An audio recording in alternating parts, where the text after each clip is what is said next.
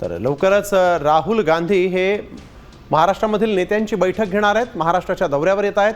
त्याचसोबत नवनियुक्त अध्यक्ष आणि सृजन संघटनेचीही ते बैठक घेतील आणि शिबिर जे आहेत त्याला देखील स्वतः राहुल गांधी उपस्थित राहणार आहेत। महाराष्ट्रामध्ये काँग्रेसची भूमिका अजून बळकट करण्यासाठी राहुल गांधींचा हा महाराष्ट्र दौरा महत्त्वाचा मानला जातोय। राज्यात येऊन राहुल गांधी आपल्या काँग्रेसच्या नेत्यांना मार्गदर्शन करणार आहेत।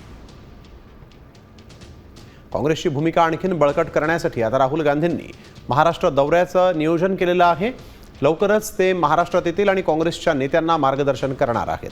महाराष्ट्राचा दौरा राहुल गांधी करणार आहेत आणि यावेळेस काँग्रेसच्या नेत्यांची देखील राहुल गांधी बैठक घेतील अशी माहिती समोर आलेली आहे। तसंच काँग्रेसची भूमिका आणखीन बळकट करण्यासाठी राहुल गांधींचा हा दौरा महत्त्वाचा मानला जातोय। राज्यातील काँग्रेस नेत्यांना राहुल गांधी बैठक घेऊन मार्गदर्शन देखील करणार आहेत। राहुल गांधी हे लवकरच महाराष्ट्राच्या दौऱ्यावर येणार आहेत।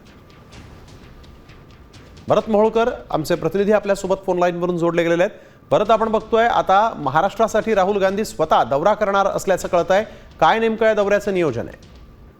नक्कीच स्नेहिल, एक अत्यंत महत्त्वाची गोष्ट आहे। राहुल गांधी संसदेचं आत्ताचं जे पावसाळी अधिवेशन सुरू आहे, अधिवेशन झाल्यानंतर महाराष्ट्र दौऱ्यावर असणार आहेत आणि या दौऱ्यामध्ये ते महाराष्ट्रातील नवनियुक्त जे अध्यक्ष आहेत हर्षवर्धन सपकाळ त्यांच्यासोबत सृजन संघटनेची बैठक घेणार आहेत। त्यानंतर एक महत्त्वाचं असं शिबिर सुद्धा घेणार आहेत आणि यामध्ये आणखी एक महत्त्वाची गोष्ट म्हणजे काँग्रेसची भूमिका आणखी बळकट करण्यासाठी राहुल गांधींचा हा महाराष्ट्र दौरा अत्यंत महत्त्वाचा असणार आहे।